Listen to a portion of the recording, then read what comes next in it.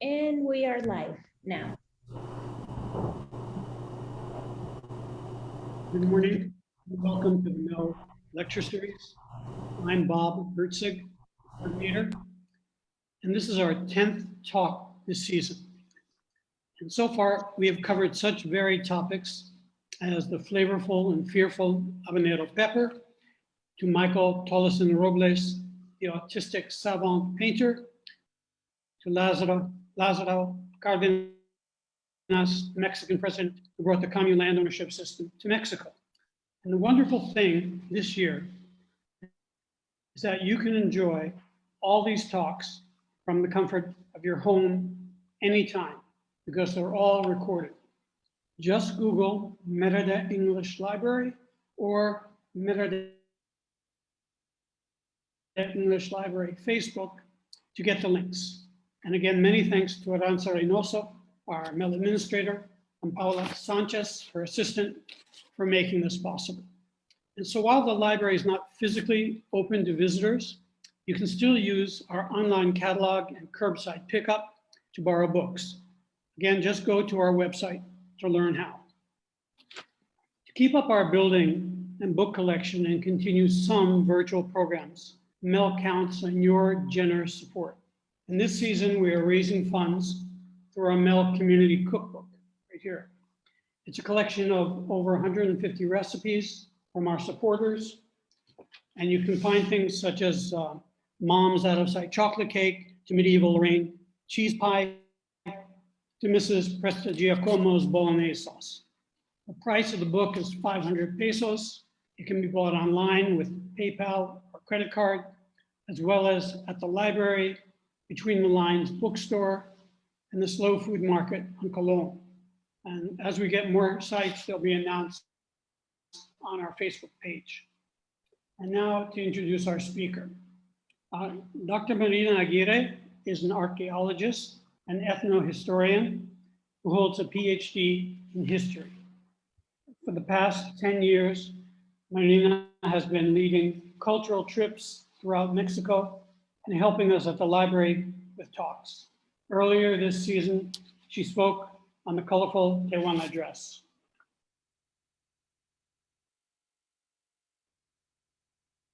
And to quote a colleague of hers, Dr. Museum, Marina's vast knowledge and her enthusiasm and love will make this journey unforgettable. So, Dr. Marina Aguirre, it's yours. Thank you, Bob, for this lovely introduction. And I wish the best for this season to the beautiful Merida English Library, and please support buying this cookbook and other activities that the library is organizing, leading by this beautiful heart of Aranza and all the staff. So we're going to talk today, thanks for the invitation, to talk with you about Izamal. I bet that all of you have been at least once in Izamal, but now my purpose is to show you certain paths that probably will give it to you a more regarding experience with all of this information. So the first thing that we can see in this picture is, of course, the magnificent convent. First, take this glimpse, that's the main point of reference as the time that we are getting to Izamal. But Izamal is not only this convent. Probably is the most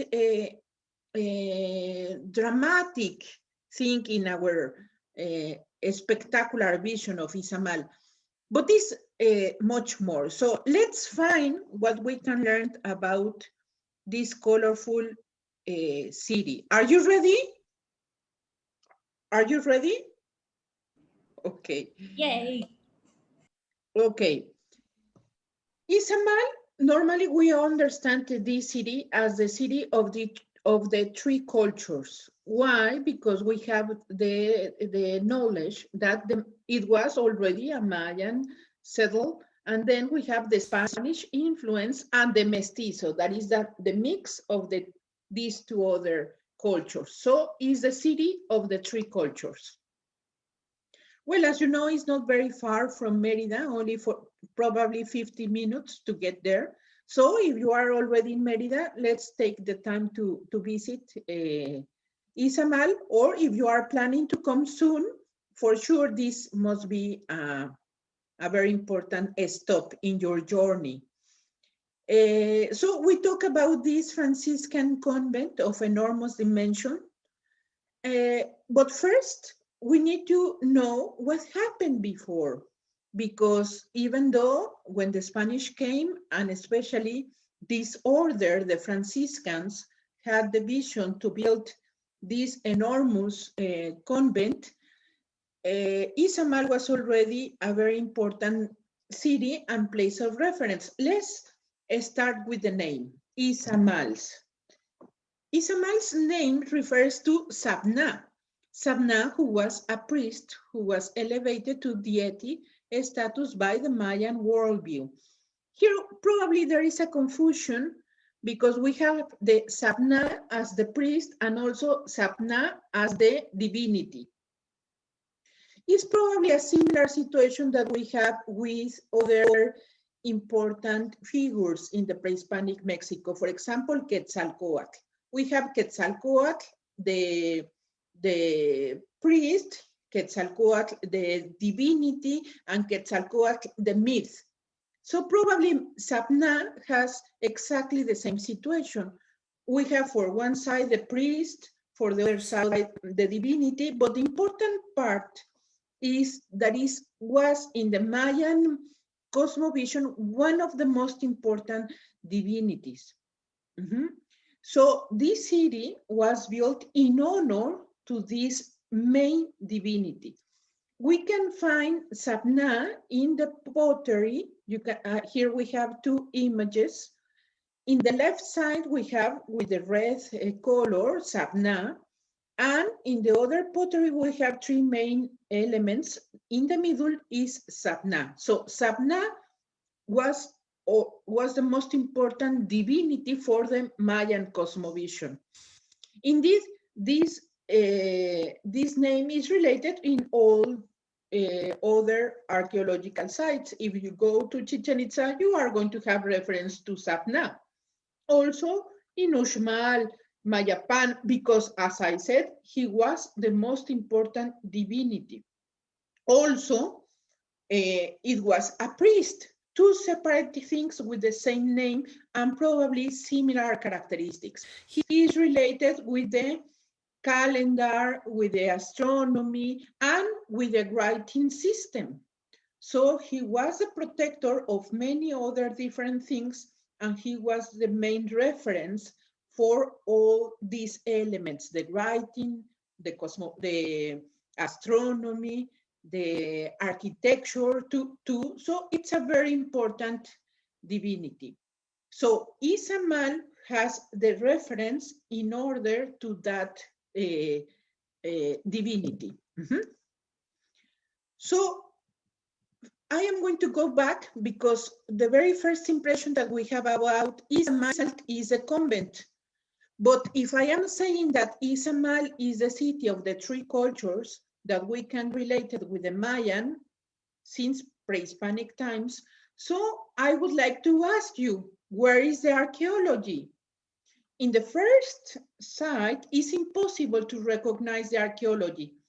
And I like very much to have this opportunity to have the opportunity to discuss with you. Do you see any archaeology here?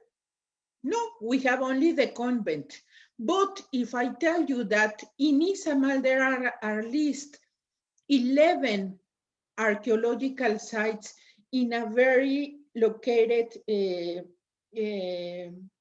an strategical location in the downtown, 11 archaeological sites, you are going to ask me, I have never seen these places. I only focus my attention on the convent.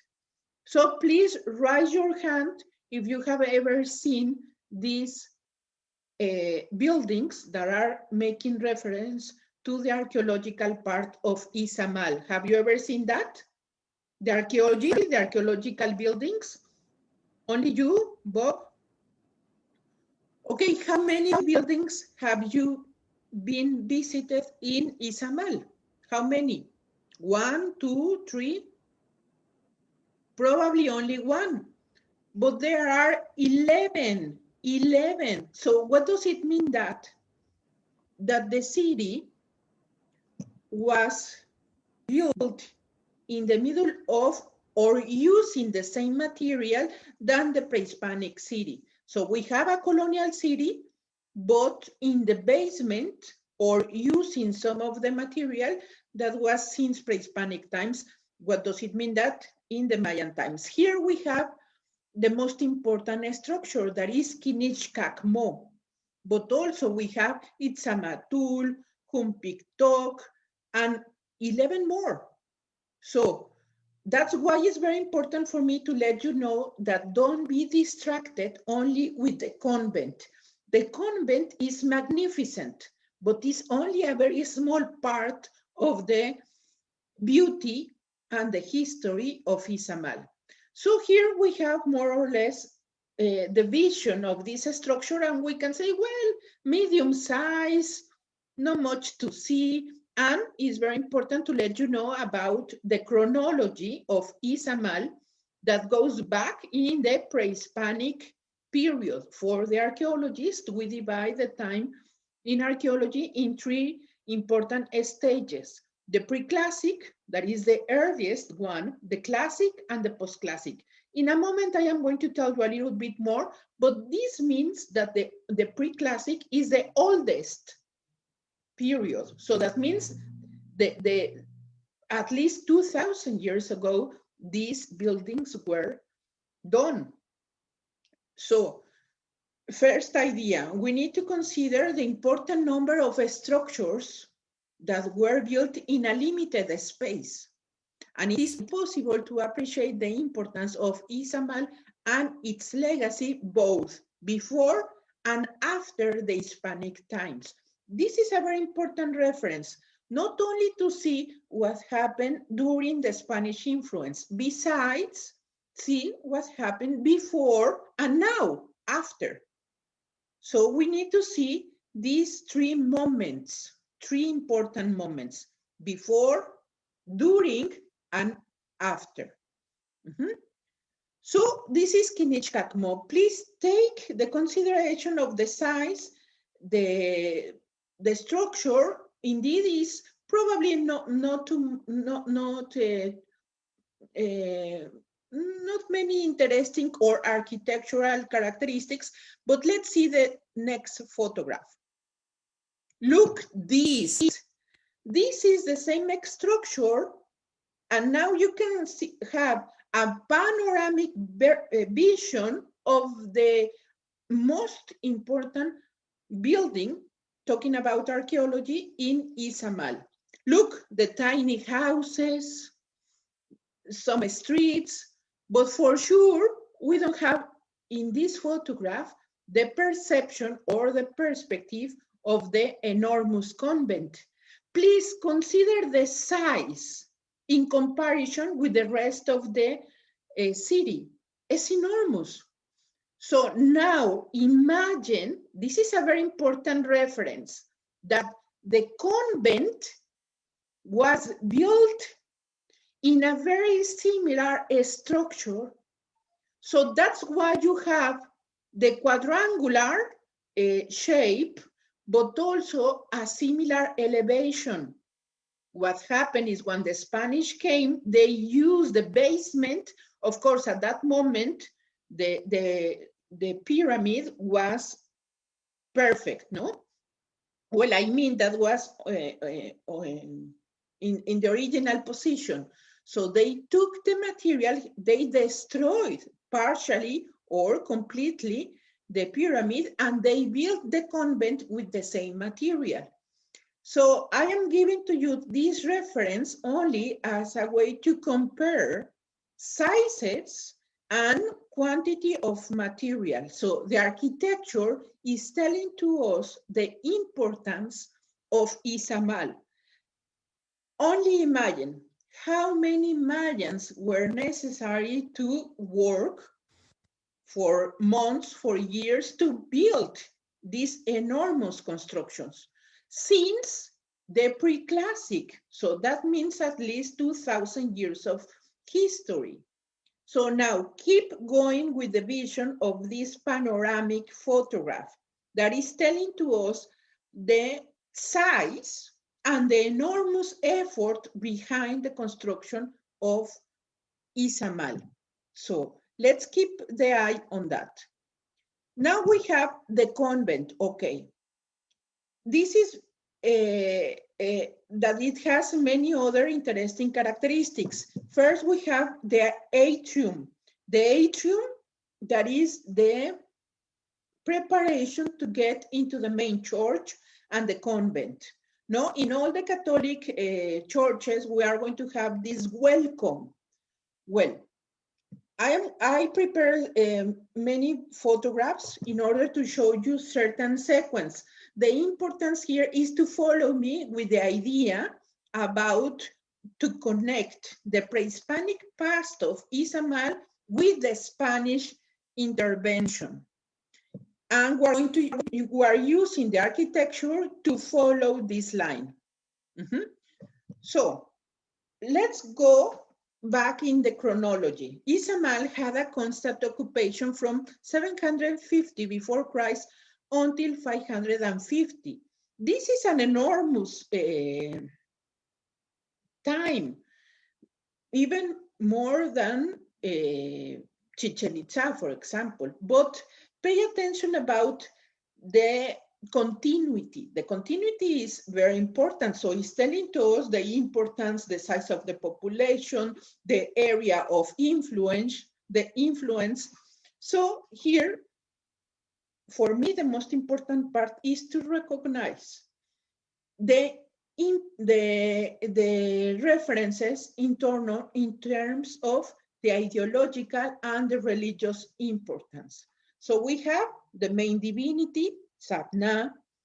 The city is growing up pretty fast. We have the monumental architecture built in his honor, and we have the population. The population is growing up pretty fast with certain continuity. Look, the chronology. More than 1,000 years of history until certain point, because as I told you, this city, Izamal, belongs to the pre-classic. That means the oldest part of the history, talking about archaeology. So it's making us feel and think about how Izamal was the very first monumental city in the Yucatecan Peninsula. Thanks to the people from Izamal that they are going to migrate to found another cities. For example, Chichen Itza or Uxmal, that all of these cities belongs to the classic period. But it will be impossible to have Chichen Itza if you don't have the technology, the sources, the knowledge that it was first settled in a city like Izamal. So it's the very first step that we need to go in order to understand the complexity of the Mayan culture in the Yucatan Peninsula. So all this very, very important growth was thanks to the religiosity, thanks to the ideological ideas related with this city. So the sacred of the city, it was a sacred city. And the main structure, Kinichkakmo, that was the picture that I just showed you. This one is Kinichkakmo. The other structure that has similar characteristics is, well, sorry, is Pap Holchak. Look, Pap Holchak was very similar than the other structure, but it was destroyed. Look, the elevation of the convent. You need this ramp to get to the atrium. Well, this ramp, what the people use is not possible to recognize at the first sight, is that indeed this ramp belongs to the pre-Hispanic pyramid. So this is how the architecture is fusion 2 times, the pre-Hispanic and the Hispanic in one very important and memorable space. So when the Spaniards came, they realized that it was an important place of pilgrimage, Izamal. As I told you, this religious importance and the ideas that were very, very attractive there. So this place was a place of pilgrimage and how it attracted the people from diverse localities. They knew from the very first moment that it was an strategic place to begin the process of evangelization. With a vision of building a convent in that location, they destroyed the most important Pap Holchak, that it was the name of the pyramid structure, and with the same material they built the Franciscan convent in honor to Saint Anthony of Padua. So for me now, the most relevant idea to share with you is that what we're seeing in this particular structure, that is the convent, is exactly the same material and the same symbolism that had that Pap Holchak structure from the very first Mayans. So the Spaniards said, okay, Izamal has all this flavor, this spirituality is so important for the local people. We need to replace, or let's think about juxtapose one element under another element. And in this case, the architecture is a very reliable source. So that's the imposition, not only about the physical thing, besides the new religion, the Catholicism. So the architecture is a very important strategy to use in these terms. So my invitation is that the next time that you will be in Izamal, think that at the moment that you are going inside and start to cross the atrium, you are indeed climbing this very important structure since pre-Hispanic times. Pay attention about the size. Pay attention about the dimension, because we're going to talk now about that. Well, as I told you, the Franciscans used the same base of the pyramid to build the new one. And now the purpose is to get to the atrium, no? The atrium is monumental, has an outstanding features. It is, pay attention, the largest closed atrium in the world, But if we pay attention that this was first the base of that pre-Hispanic structure, we can see the importance. Remember the photograph that I showed you, the first. And then is the second largest atrium in the world, the second largest atrium in the world, only after then St. Peter's Basilica in Rome.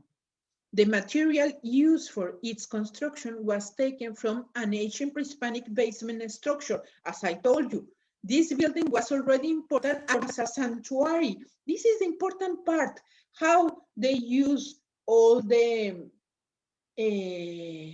magnetism that already had these buildings, this area, this city, in terms of religiosity, and use that for their own advantages. I am talking about the Spanish. So it was a sanctuary. It was also a pilgrimage point of reference. And when the Spanish arrived, they said, okay, we want to have this effervescence. how we are going to switch that characteristics to our own favor. Okay, we have an idea. Let's take it out, all the material, build a new building, no, and then have our own references. Well, this is not the only example that we can see with similar characteristics in Mexico. Okay, I am going to show you other examples. Probably there are here in my neck. Okay, this is the atrium.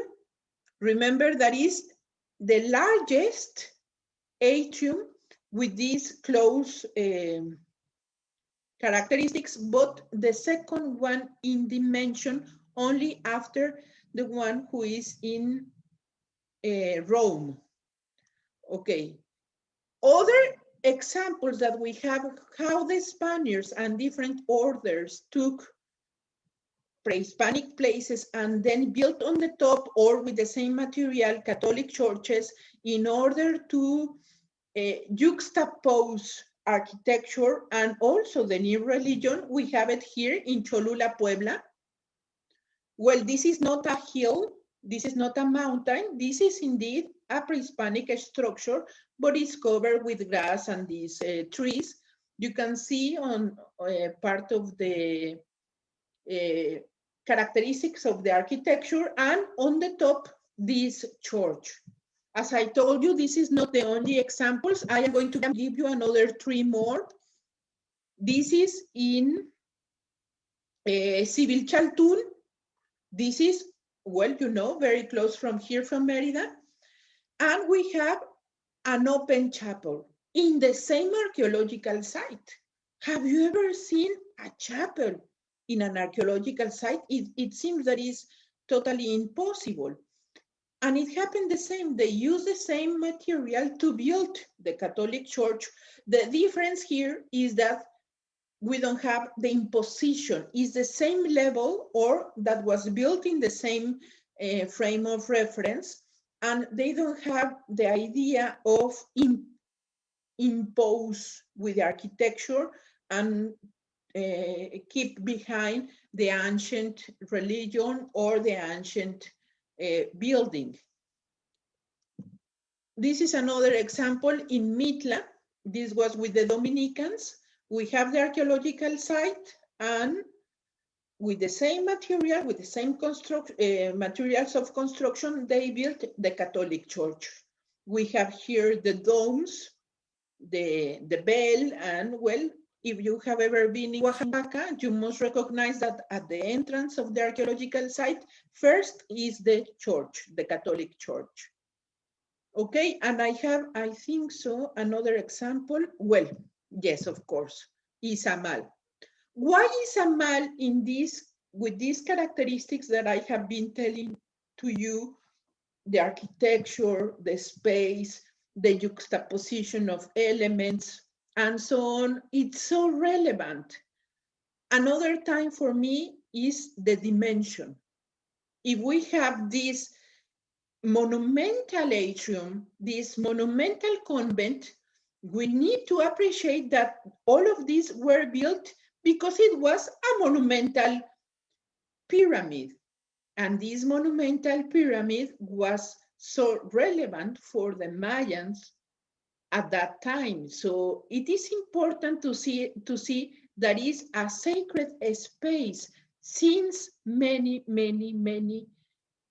years ago, thousand years ago. So see this continuity. Probably it was a main change, of course. And now we're going to see how the religiosity is still very important in Izamal, talking about the Izamal's Virgin. Here you can see some of the murals that are inside of the convent. You can distinguish the silhouette of the Virgin, that the name is the Virgin of La Concepción, or the Izamal, or the Lady Izamal.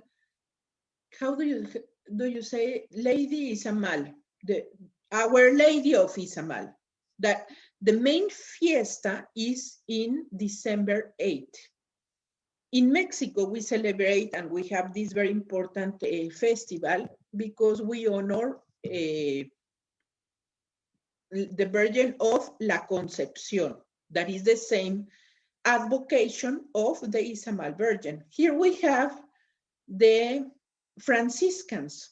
Remember that we're going to have three important orders that are going to teach the new religion at the moment of the conquest.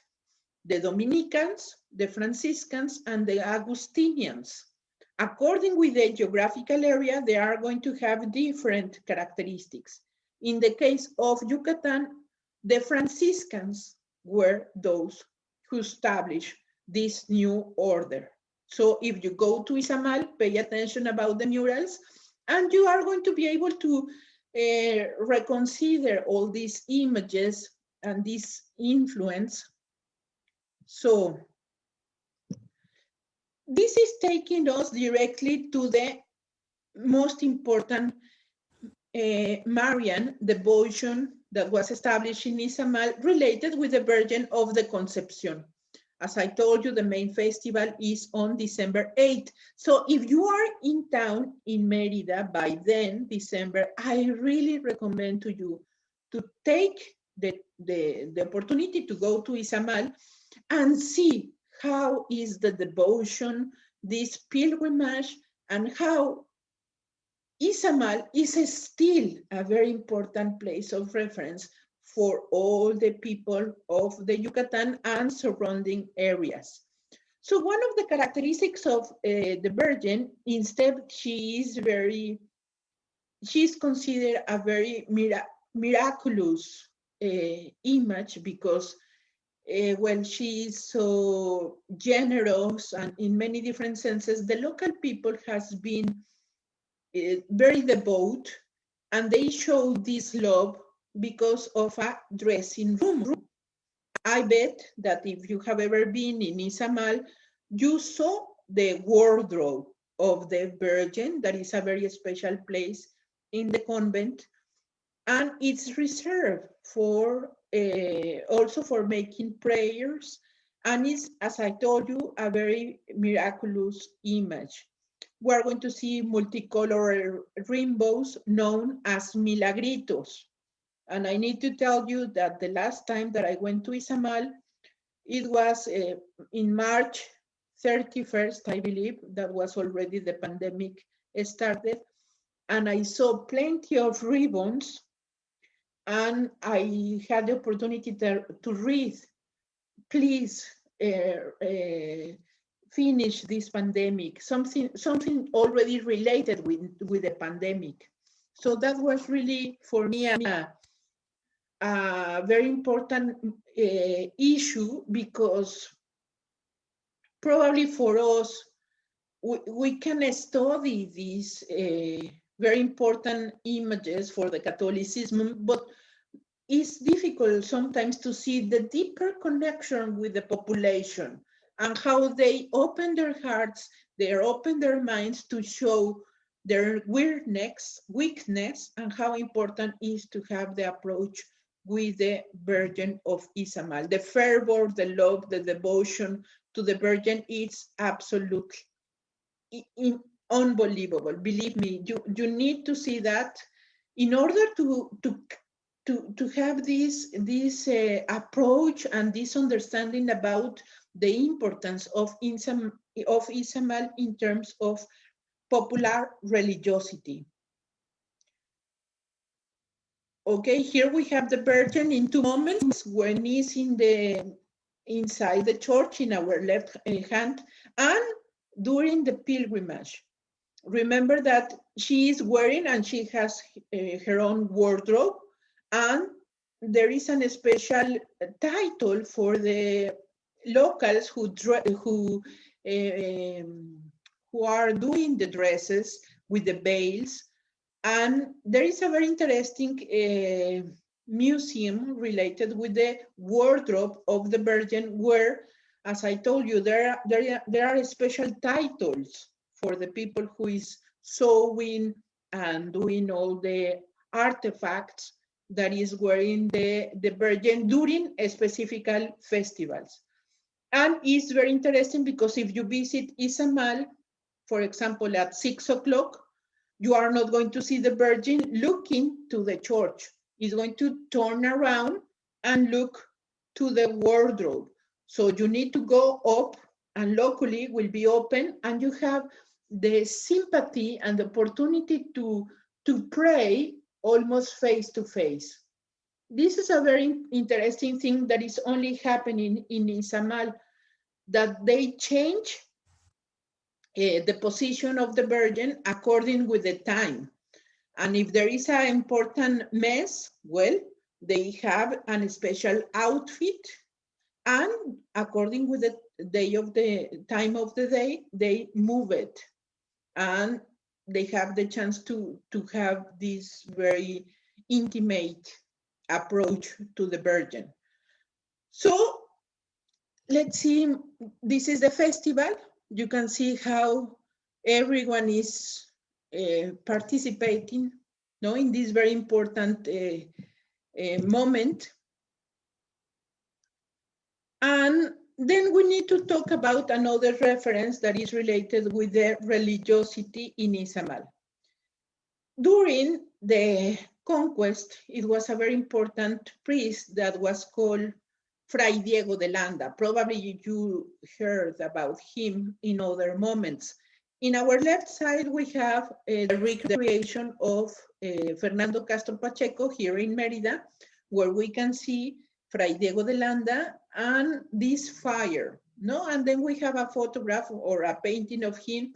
And what I am talking to you about Fray Diego de Landa right now and the connection that he has with Izamal is because if we see the convent face to face in our right side, we're going to have this monument in honor to Fray Diego de Landa. Fray Diego de Landa is very well known because he organized the Auto de Fe de Maní. The Auto de Fe de Maní was a very important destruction of codex, idols, and artifacts related with the pre-Hispanic religion. So he requests for all the locals to give the idols, pottery, and books, and many other things. And he started the fire. This fire was so big that last, according with the historical books, 3 months. So that's the relevance of Fray Diego de Landa in order to convert the local people to organize this important auto de fe. That means the destruction of the paganism, no? They call it like this. So why, if he destroyed all these very important things, there is a sculpture or a monument in Izamal? So the first time that I went to Izamal 22 years ago, I said, I don't get it. Why? Why, if this guy was very, very destructive for the Mayan culture, why in Izamal there is a monument? I imagine that you already saw this place. So I don't get it, really. Every time that I go to Izamal, I have this, oh, why? Of course, we need to reveal our humor and whatever, but you must know that when the authorities, this is the monument, by the way, in our right side. When the authorities knew about the destruction, he was requested to go back to Spain and to spend some time in jail. Indeed, he spent some years, and during that time, he said, well, I destroyed all these references related with the Mayan culture. Now, I would like to give it back something. So he wrote La relación de las cosas de Yucatán. So any anthropologist, any archaeologist, any historian that wants to learn more about the Mayan people, they need to read La relación de las cosas de Yucatán, because of all this destruction, the only voice, the only reference of that bridge between cultures, the moment of the conquest and the Mayan people, was Fray Diego de Landa. So if you want to learn about archaeology and become became suddenly an epigraphist and start to read the iconography you need to go to Fray Diego de Landa. If you want to write a historian approach about, you need to go to Fray Diego de Landa. Indeed, here I show you what is called the Abecedario de Fray Diego de Landa. What he did is that he requests to some Mayans, please tell me how I write the A, how I write the B, the C, the D, whatever, all the alphabet. This is called the Fray Diego de Landa alphabet. And here we have the images, you can see it. But there is a big, big mistake in this interpretation. The mistake is that the Mayan language is not an alphabet writing system, it's a syllabic writing system.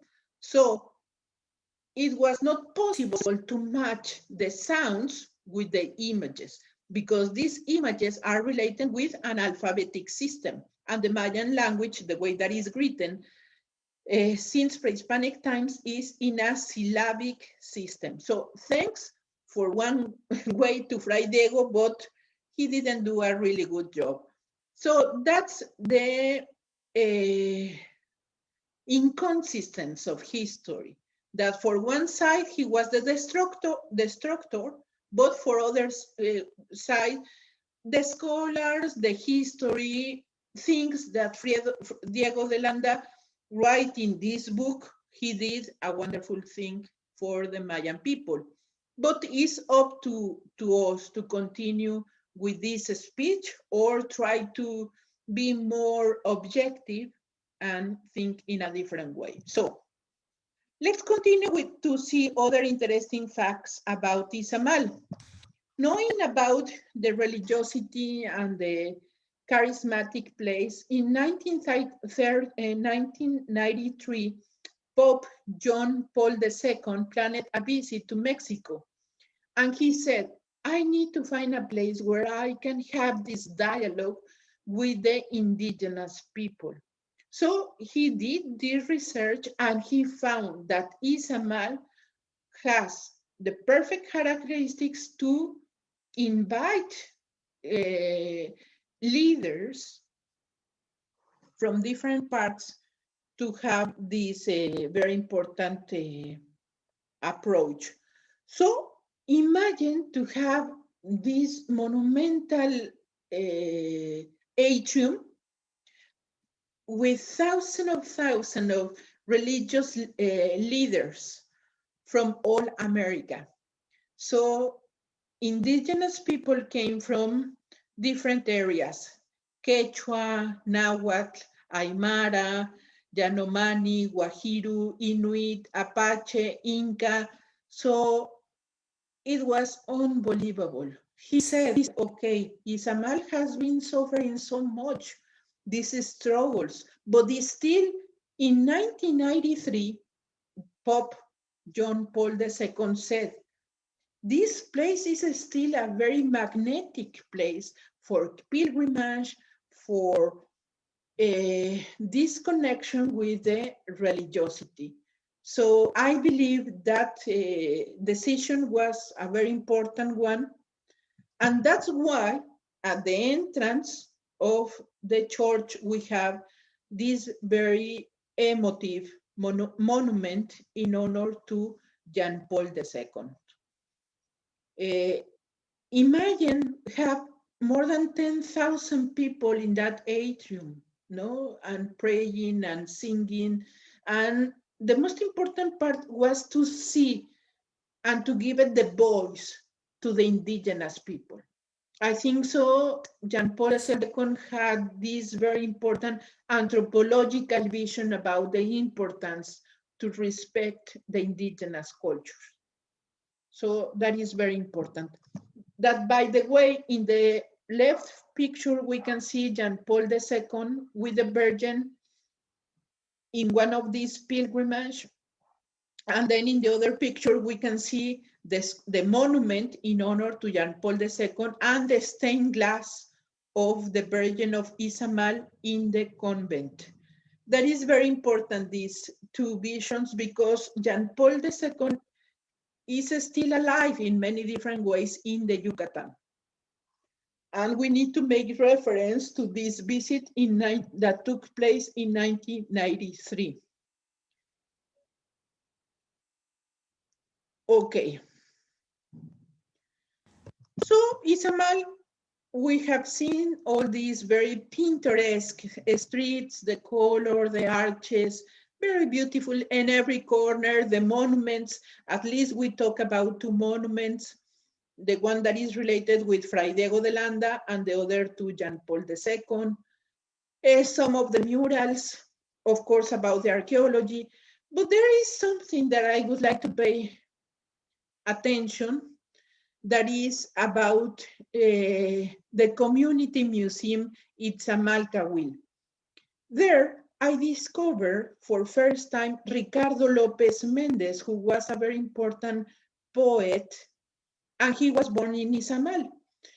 The museum is across the convent. It's a very small place, but if you have the time, please take the opportunity to go. Not all the year around is open, and now, of course, now with the pandemic, for sure will be closed, but at least ask to the local people, excuse me, where is the local museum, the community museum, in order to learn about other references in terms of Izamal.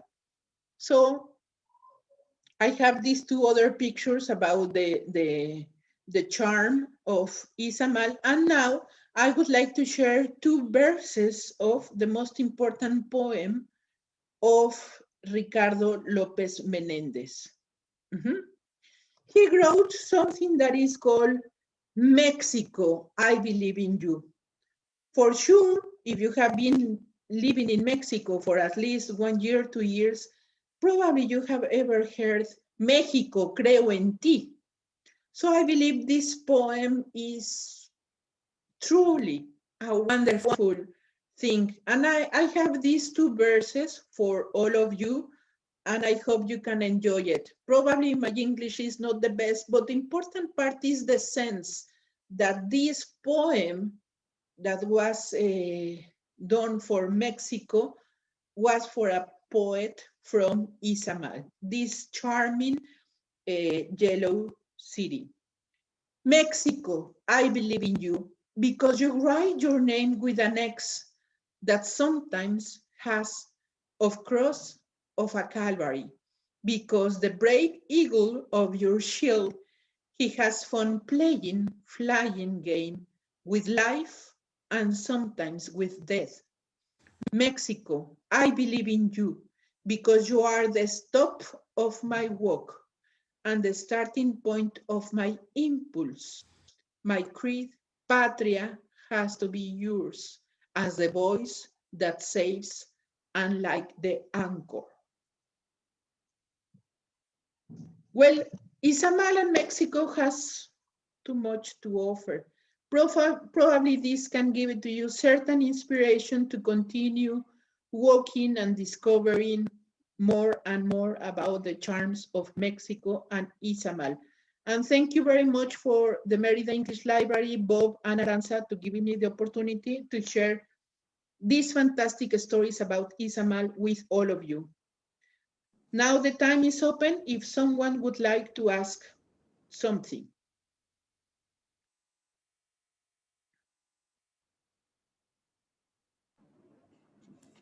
Thank you, Marina. So I don't know if anybody here on the call, I don't know if you can see them, would like to ask a question. Just remember that you Marina.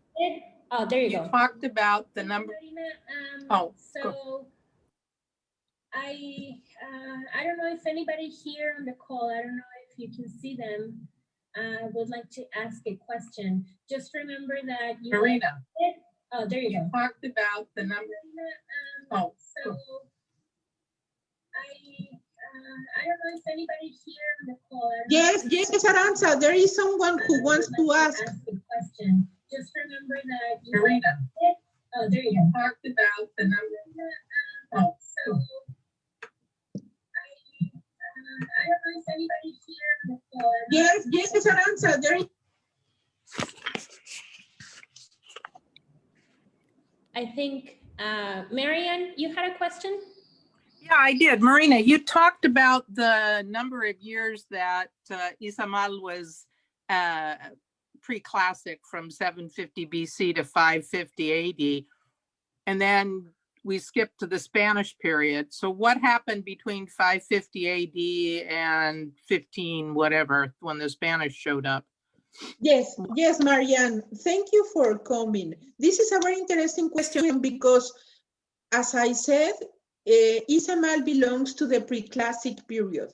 That means that it's going to be alive only during certain stage of time. Then the people from Izamal and other areas are going to found other cities that belongs to the classic period.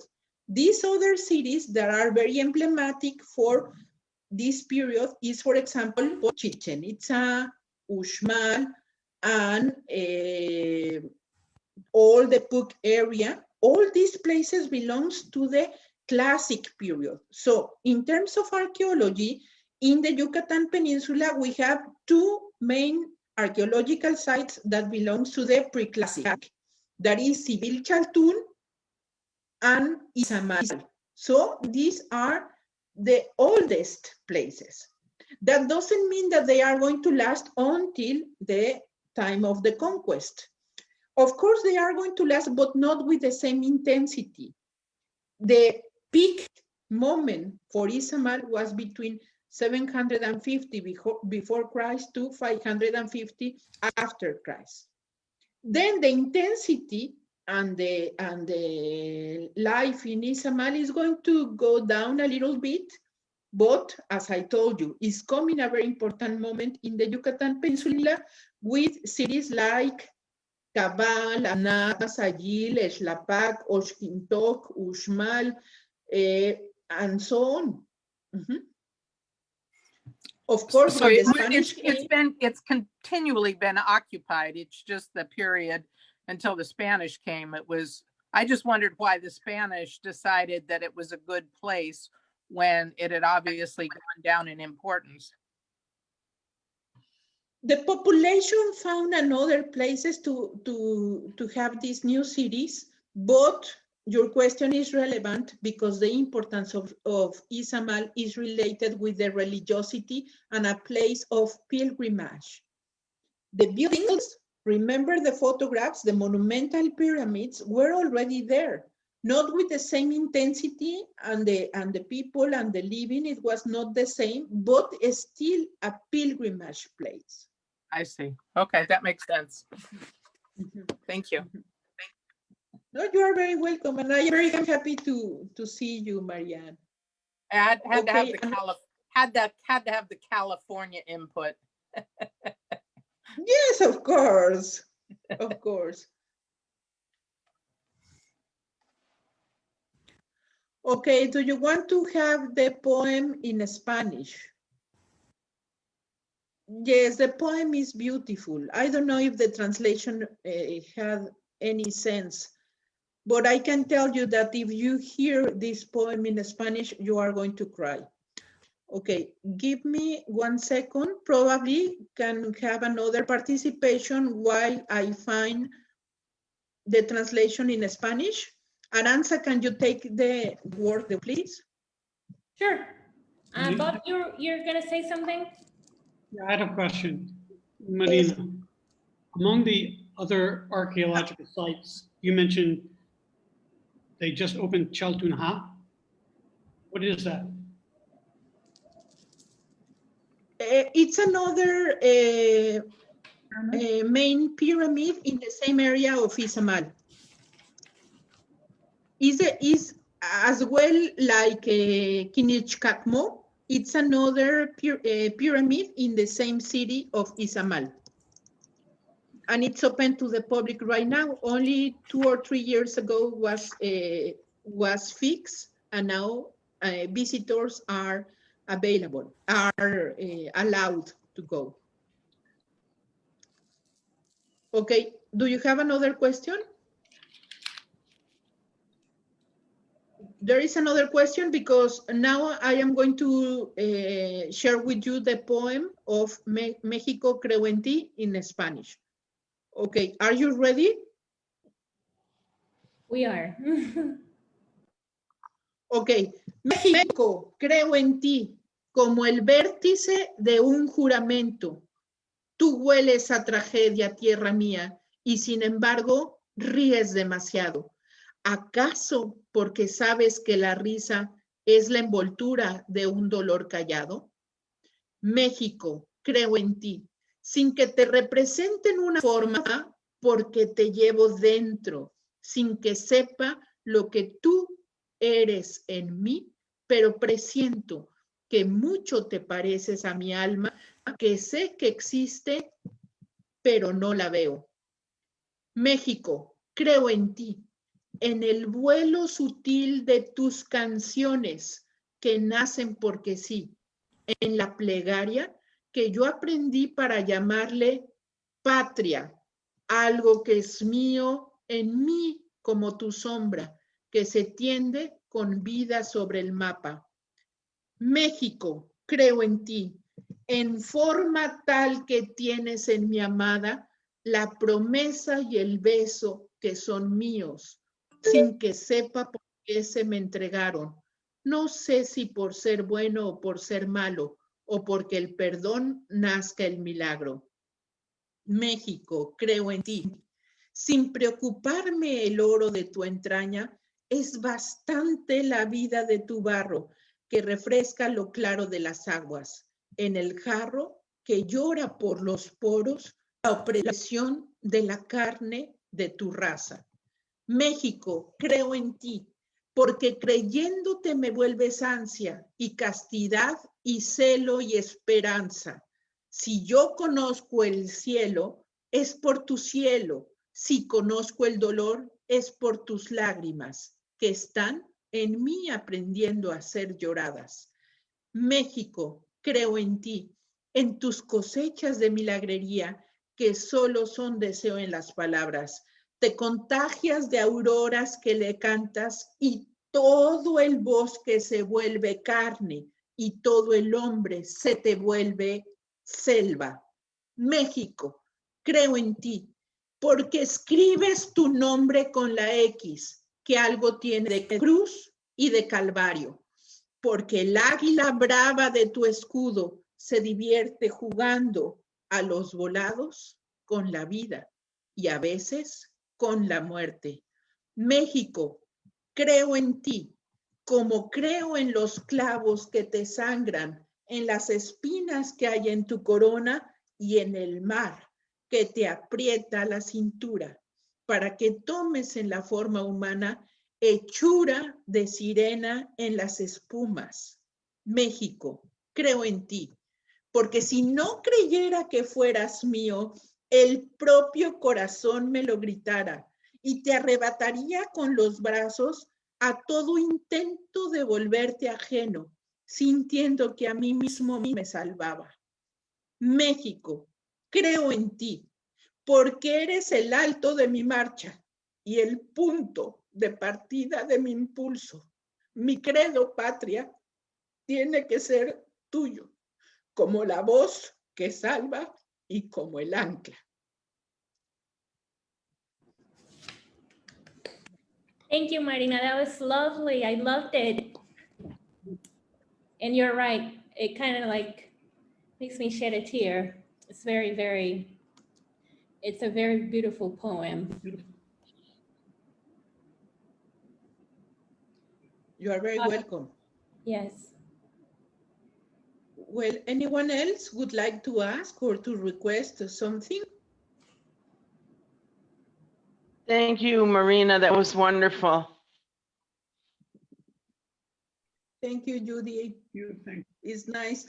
It's so lovely to have this opportunity. I really appreciate having this chance. Thanks to the Merida English Library, another time to Bob and Aranza and all of you. Thanks, Marianne. Thanks, Judy. Thanks to, I cannot read your names, but if you are here, please write a comment. Probably I can see your name and say how grateful I am because you are here with us sharing this moment. Thanks to all of you. Thank you, Marina. All right. Thank you, everybody, for joining and for watching. Stay tuned for more lectures. Bye.